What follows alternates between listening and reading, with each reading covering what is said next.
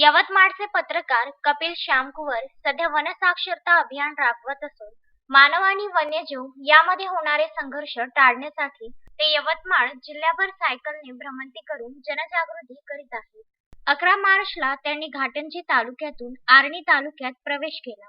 दरम्यान गावागावात शेतकऱ्यांच्या, गुराख्यांच्या, शेतमजुरांच्या, विद्यार्थ्यांच्या भेटीगाठी घेऊन रानावनात जाताना कोणती काळजी घ्यावी जेणेकरून वन्यजीवांचे हल्ले मानवावर होऊ नये तसेच मानव व वन्यप्राणी सुरक्षित राहतील. मानव व वन्यप्राणी यामधील संघर्ष टाळून सगळेजण कशा प्रकारे सुरक्षित राहतील यासाठी ते काही सूचना व युक्त्या सुचवित आहेत.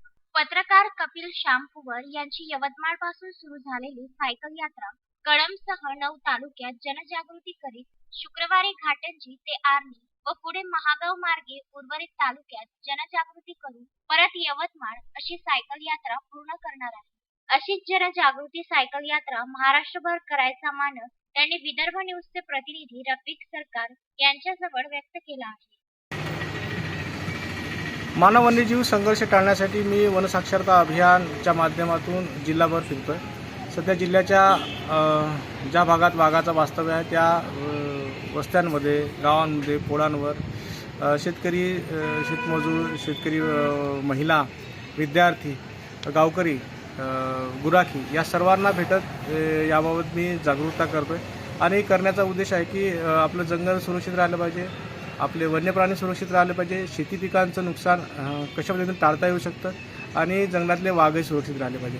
यासाठी आपण समजदार प्राणी आहोत. समजदार जे प्राणी आहे, मनुष्य प्राणी, यांनी काय भूमिका घ्यायला हवी जेणेकरून आपलं जंगल जे आहे सुरक्षित राहील आणि ज्या पद्धतीच्या आपल्या गरजा आहेत त्या जंगलावरच्या कमी करून आपलं जंगलच कसं सुरक्षित राहील त्या दृष्टीनं आपण प्रयत्न करायला हवे. आणि त्याच उद्देशानं मी आता सायकल भ्रमंती करत वनसाक्षरता अभियान लोकांपर्यंत पोहोचण्याचा प्रयत्न करतो. आणि पुढं जिल्हाभर हे केल्यानंतर अजून पुन्हा महाराष्ट्रामध्ये माझा जाण्याचा मनोदय आहे. आणि या पद्धतीचं आता सध्या काम सुरू झालेलं आहे. जंगलात जाताना एक तर जंगलात जाऊ नये. जर गुराखी जर की जंगलात गेले असतील तर त्यांनी काही काळजी घ्यायला हवी, जसं की एकटे जंगलात जाऊ नये. जंगलालगतची शेती जी आहे त्यामध्ये जाताना मशांवर बसून कुणाला तरी डफळी वाजवायला लावायला पाहिजे, शिट्टी घेऊन जायला पाहिजे, मुखवटे मागच्या साईडनं लावून काही गोष्टी करायला पाहिजे जेणेकरून वन्य प्राण्यांकडनं थेट हल्ला होणार नाही किंवा आपण आपली सुरक्षा करू शकतो.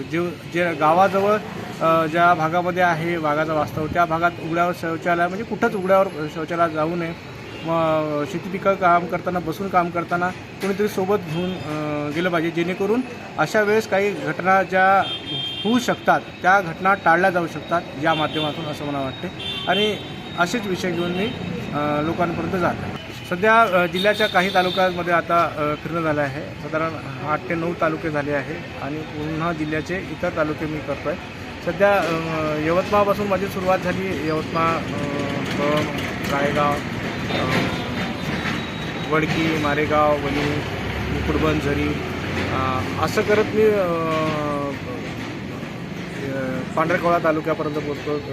आणि नंतर घाटंजी नंतर आता आर्णी आणि इथून पुढं मी महागाव आणि उमरखेड आणि तिथनं मग पुसद आणि नेर, यवतमाळ असा माझा पुढचा रफिक सरकारसह शरद भेडेकर, विदर्भ न्यूज, आर्णी.